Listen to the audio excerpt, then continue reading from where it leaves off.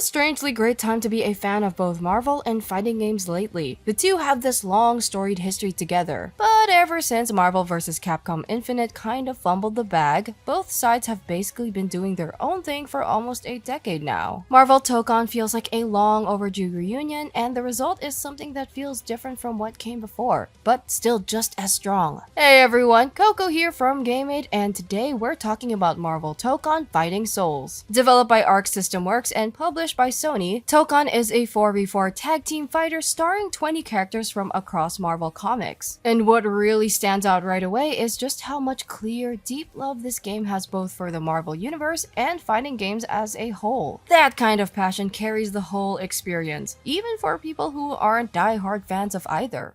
Let's start with the story. Marvel Tokon doesn't have one centralized narrative. Instead, each main story team gets its own campaign in the episode mode, and every single one is stylized like a separate comic book run, complete with actual comic panels. It genuinely feels like reading through a massive crossover event, and that presentation really won me over pretty quickly. Written by Kieran Gillen, who's already a Marvel comic staple thanks to his work on stuff like Immortal X-Men. The story takes place in an offshoot of the main 616 timeline. Everything's thrown out of balance because the champion of the universe just wrecked the Shi'ar Empire and now has his sights set on Earth. Every episode follows basically the same premise. These characters banding together to stop the champion. And look, I get why they did it this way, since it gives context to the fighting tournament structure, but binging through them back to back does get a little repetitive, since you notice the story beats repeating pretty fast. That said, the content inside each episode stays distinct. The Avengers storyline is your classic uplifting superhero romp. The X-Men episode leans into discrimination and being an outcast. The Samurai Outriders deal with the same outcast feeling from a totally different angle. Doctor Doom is appropriately petty and egotistical,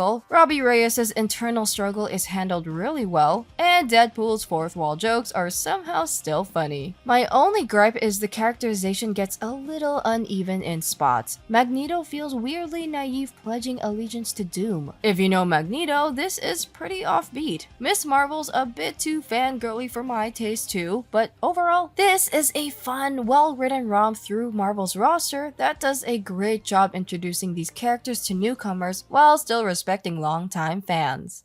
First things first, let's just get this out of the way. This is not Marvel vs. Capcom. It can feel surreal watching characters like Wolverine, Storm, and Magneto move with this deliberate slower pace, especially if you've been playing Marvel fighters that move at 100 miles an hour for over a decade now. But that slower pace is intentional, and it works. Tokon plays less like Marvel vs. Capcom and more like BlazBlue cross-tag battle. There's still plenty of room for aggression and dangerous mix-ups though. Characters are built to maximize their advantage state, whether that's constant zoning pressure, safe block strings that lead into high-low mix-ups, or mid-range normals that convert into huge combos. Snowballing an opponent still feels as good here as it does in Dragon Ball FighterZ or Ultimate Marvel vs. Capcom 3. What really makes this game click though is the unique character-specific mechanics. Every character gets their own install or meter that opens up their kit entirely. Doom moving his shield around the stage, Magic teleporting through portals to set up her mid-range demon playstyle, Spider-Man's web zips reflecting his rushdown identity, and Deadpool's moveset deserves a special shout out because it's just a beautiful tribute to fighting game history as a whole. This is where the game's sauce really comes through. For anyone unfamiliar, sauce is a general term for stylishness, and Tokon is dripping with it. Every character's kit reflects their comic book powers and personality so precisely that even Marvel Rivals, a game I genuinely love, hasn't nailed that superhero fantasy translation to this level of detail. The assist system is another standout. Calling assists depends on the assemble meter, which fills over time and unlocks more assists gradually throughout a match. It's a deliberate resource system given how strong assists can be in pressure situations, and it's a solid trade-off for how much they add to combos and neutral control. It's not flawless. Movement and defensive options are pretty restrained, which makes it easy to snowball newer players, and get snowballed yourself by stronger opponents. That's par for the course with tag fighters, but a lot of games in the genre give you stronger tools to fight back with. Still, the foundation here for a great unique tag fighter is undeniably strong.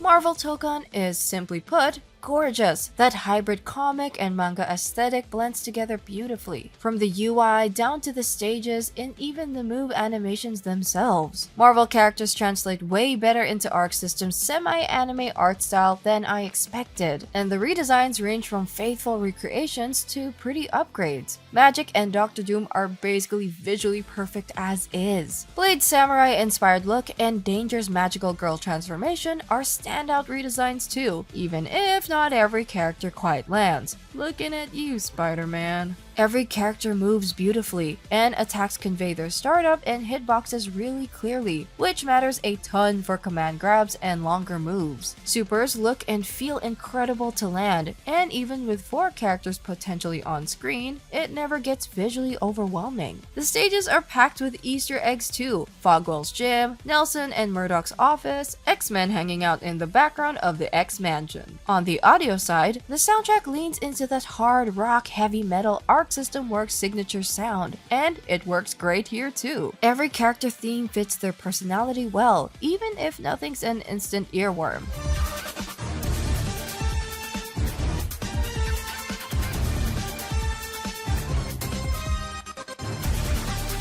Hit effects are punchy and make every combo and super feel that much weightier. Now here's the big caveat that affects this whole package: the PC port. It's still plagued with performance issues, slowdown, and frame drops, even for players running seriously powerful rigs. On the opposite end, the PS5 version runs at a smooth, stable 60 frames per second throughout, but the PC issues carry over into crossplay too, causing lag spikes and slowdown even for console players unless you turn crossplay off entirely, which obviously isn't ideal either. Marvel Tokon Fighting Souls is a fun, deeply stylish fighter that's earned its spot as a real highlight in Marvel's fighting game history. It's a gorgeous love letter to the comics and an intricate fighter for both newcomers and veterans to dig into. If you're a Marvel fan or a fighting game player looking for something with real depth, this is absolutely worth your time on PlayStation 5. Just know going in that this recommendation comes with an asterisk. Hold off on PC until that performance patch actually delivers. All that considered, Marvel Tokon Fighting Souls earns an 86 out of 100. And that's the review. Let me know in the comments below who you're maining. If you like this video, make sure to like and subscribe for more video game reviews. This has been Coco from Game8, and we'll see you next time.